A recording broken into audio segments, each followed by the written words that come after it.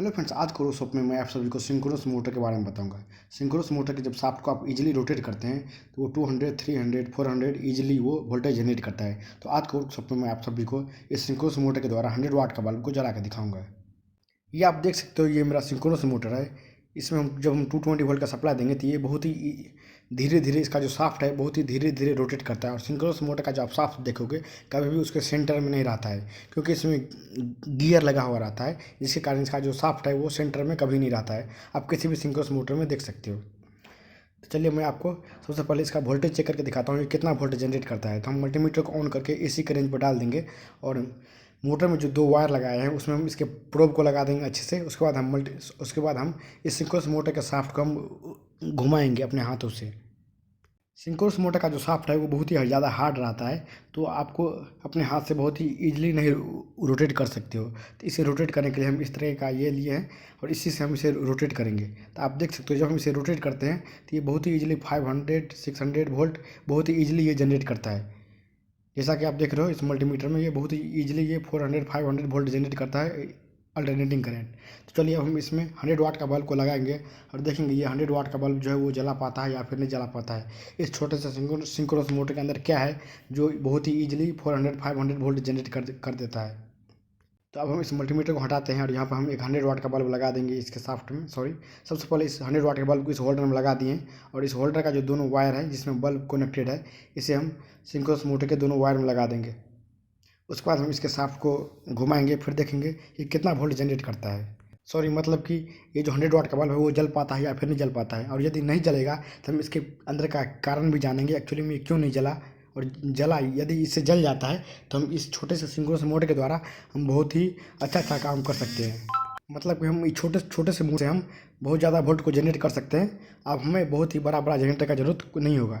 जैसा कि आप देख रहे हो, हम इसे कितना भी स्पीड में रोटेट करते हैं तो ये 100 वाट का बल्ब जो वो जरा भी नहीं जलता है।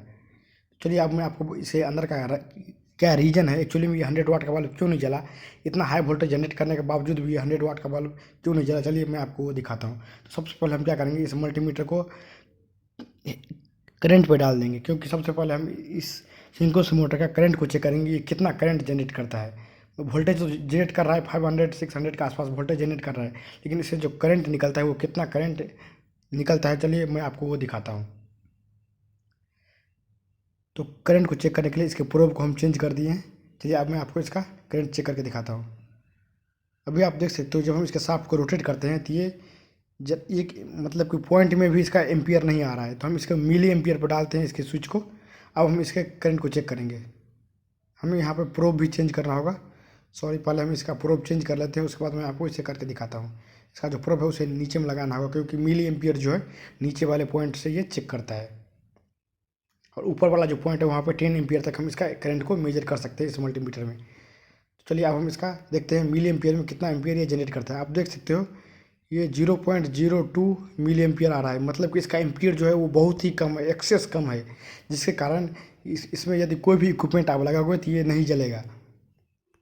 और चलिए अब मैं आपको बताता हूँ इसका अंदर का राज क्या है। एक्चुअली ये जो वोल्टेज जनरेट करता है वो 400, 500, 600 वोल्टेज बहुत ही ईजी जनरेट कर रहा है, लेकिन इसके अंदर जो कॉयल है वो बहुत ही ज़्यादा पतला है। बहुत ही ज़्यादा पतला कॉयल होने के कारण इसके अंदर जो करंट जनरेट होता है बहुत ही ज़्यादा कम करंट जनरेट होता है, जिसके कारण इससे हम 100 वाट का बल्ब या फिर कोई भी इक्विपमेंट को नहीं जला सकते हैं। चलिए अब इसमें 220 वोल्ट का सप्लाई दे चुके हैं।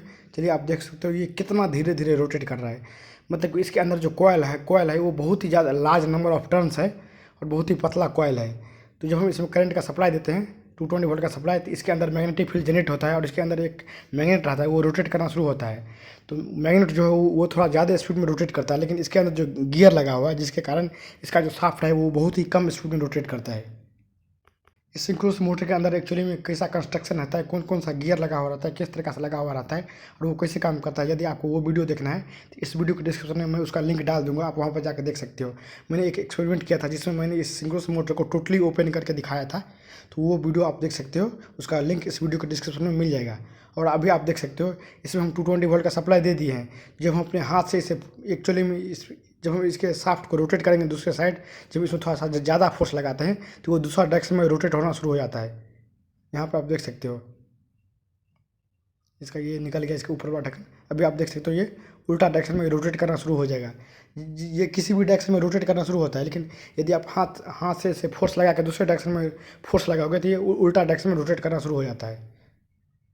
अभी आप देखना इस डायरेक्शन में ये घूमना शुरू हो जाएगा, आप देख सकते हो अब ये इस डायरेक्शन में घूमना शुरू हो गया है। ये इसी तरीक़ा से ये सिंक्रोनस मोटर वर्क करता है। एक्चुअली में इस सिंक्रोनस मोटर का जो कंस्ट्रक्शन है वो बहुत ही सिंपल है। जब आप इसका ऊपर वाला पार्ट देखोगे तो इसके अंदर एक कॉइल रहता है, जिसमें बहुत ही पतला कॉइल रहता है और उसका नंबर ऑफ टर्न्स जो है बहुत ही ज़्यादा रहता है, जिसके कारण इसका जो इसमें जब हम करंट का इसमें जब हम 220 वोल्ट का सप्लाई देते हैं तो इसके अंदर मैग्नेटिक फील्ड जनरेट होता है, और मैग्नेटिक फील्ड जनरेट होने के कारण इसके अंदर जो एक मैग्नेट रहता है वो रोटेट करना शुरू होता है, और उस मैग्नेट से ये जो शाफ्ट है वो जुड़ा हुआ रहता है, जिसके कारण ये बहुत ही धीरे धीरे रोटेट करता है।